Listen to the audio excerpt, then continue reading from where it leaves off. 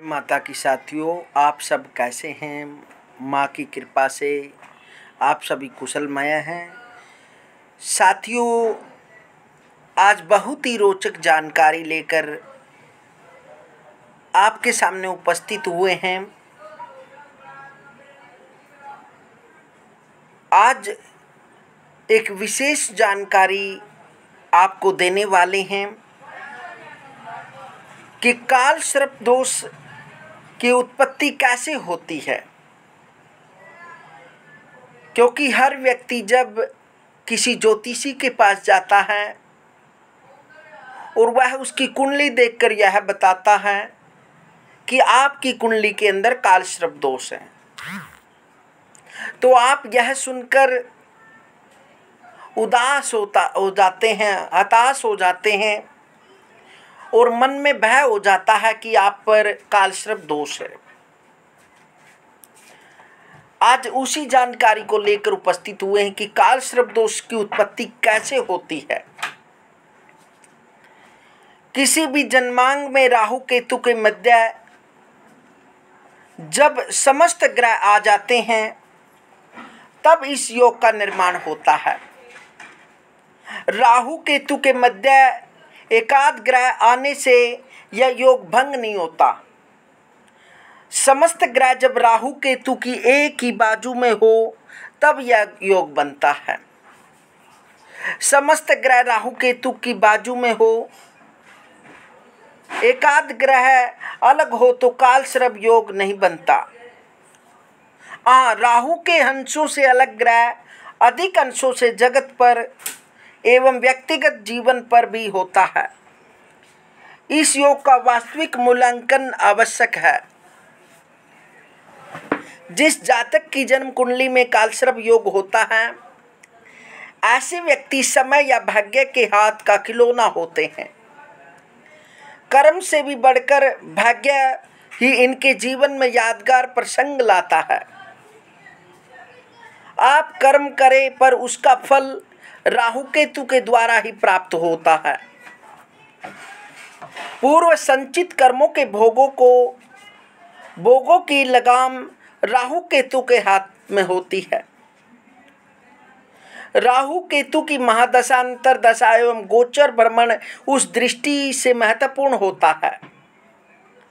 इस योग की मुख्य विशेषता यह है कि काल सर्प योगियों का जन्म निश्चित रूप से कर्म भोग के लिए होता है।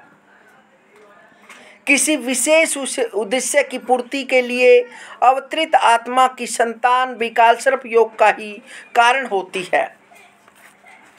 सूक्ष्म दिव्य संचालन राहु केतु द्वारा ही होता है। पंडित जवाहरलाल नेहरू एवं अब्राहम लिंकन काल सर्प योग के उत्तम उदाहरण हैं। इन दोनों महान हस्तियों का जन्म काल सर्प योग में हुआ। भारत और पाकिस्तान दोनों देश भी काल सर्प योग के अधीन हैं। हर बार यह कार्य बड़ा ही होगा ऐसा नहीं है। मान लीजिए किसी दंपत्ति को संतान की प्राप्ति नहीं हो रही है, तो ऐसे प्रसंग में किसी महान संत के आशीर्वाद से संतान की प्राप्ति हो गई तो वह संतान भी काल सर्प योग की ही होगी। काल सर्प योग वाले जातक सामान्यतः व्यक्ति से अलग होते हैं। जहां इस योग के सकारात्मक फल प्राप्त होते हैं तो साथ ही नकारात्मक फल भी इस योग की उत्पत्ति है। मूल आधार कुंडली में राहु केतु कहाँ स्थित हैं एवं मूल कुंडली कितनी शक्तिशाली है, इस बारे में परिमाणों की तीव्रता अवलंबित है।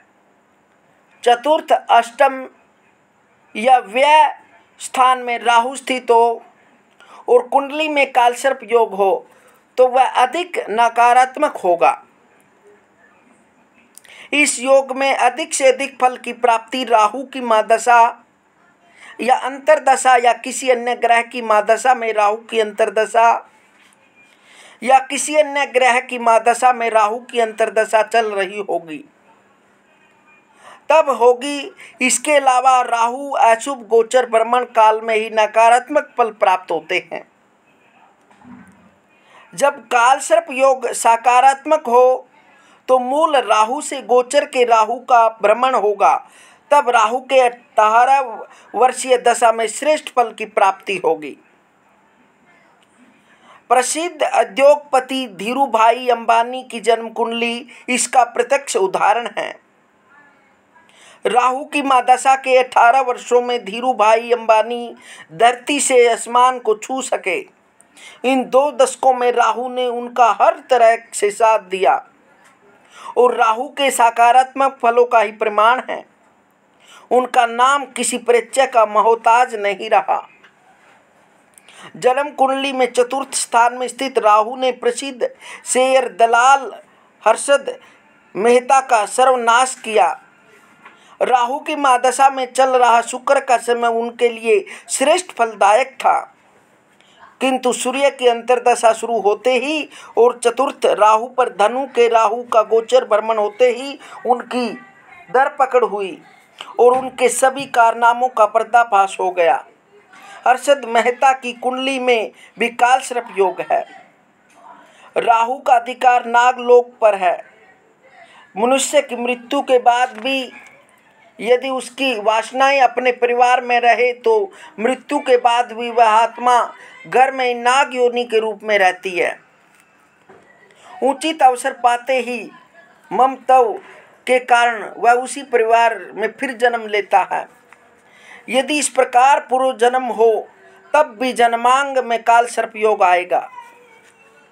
धन संपत्ति से समृद्ध लोगों की जन्म कुंडली में कालसर्प योग के 7 सूर्य चंद्र की युतियां अंशात्मक केंद्र योग हो तो राहु की महादशा में गोचर राहु के भ्रमण काल में वे बर्बाद होते देखे गए हैं।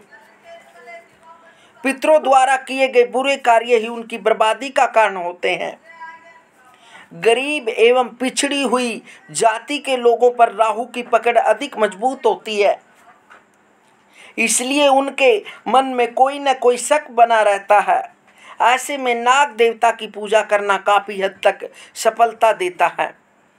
नाग संपत्ति के प्रतीक है। दुनिया की संपूर्ण धन संपदा पर नागों का अधिकार है। जो धन संपत्ति के लालच से दूर होते हैं, जब उनकी कुंडलिनी जागृत होती है वे पूर्ण रूप से इस नागपाश से मुक्ति पा जाते हैं। राहु केतु के नागपाश से कोई महापुरुष ही मुक्ति पा सकता है और वो काल को भी अपने वश में कर लेता है। कालसर्प योग क्या है? जातक के जीवन पर इसके परिमाण का क्या प्रभाव होता है? परिमाणों का क्या उपाय है? उपाय करने के बाद क्या सुख शांति मिलती है? कालसर्प योग 288 प्रकार के होते हैं। इनको समझने के लिए जन्म कुंडली को सूक्ष्मता से देखना चाहिए कि कुंडली के प्रकाशित या अप्रकाशित हिस्से में कालसर्प योग बनता है क्या। कालसर्प योग अत्यंत चर्चित विषय है। अधिकतर लोग कालसर्प योग को मानते हैं, लेकिन कालसर्प योग के विषय में शास्त्रोक्त जानकारी प्राप्त करने वाले, सही अध्ययन करने वाले बहुत कम लोग हैं। कालसर्प योग इतना प्राचीन है कि प्रसिद्ध पुस्तक लाल किताब में भी कालसर्प योग निवारण के उपाय बताए गए हैं। तो इस प्रकार से कालसर्प योग का प्रभाव मानव पर पड़ता है। यह नहीं होता कि कालसर्प योग के कारण आपको जीवन में कष्ट ही प्राप्त होता है। कालसर्प दोष के कारण व्यक्ति ऊंचाइयों को भी छू सकता है। वह एक बहुत प्रसिद्ध व्यक्ति बन सकता है और वह धनी बन सकता है, धनियों में उसका नाम हो सकता है। इसलिए काफ़ी उदाहरण ऐसे भी मिले हैं जिनकी कुंडली में कालसर्प दोष था और उन्हें कालसर्प दोष या योग के कारण अपना नाम, शोहरत, बहुत ऊंचाइयों को छूया। ऐसे ऐसे उदाहरण प्रत्यक्ष देखे गए हैं। इसलिए कालसर्प दोष से भयभीत न हो, इसका उपाय करें अवश्य ही आपके जीवन में यदि कोई किसी प्रकार की बाधा है या कोई आपको जीवन में किसी प्रकार का कष्ट है तो वह भी दूर हो सकता है। हरिओम।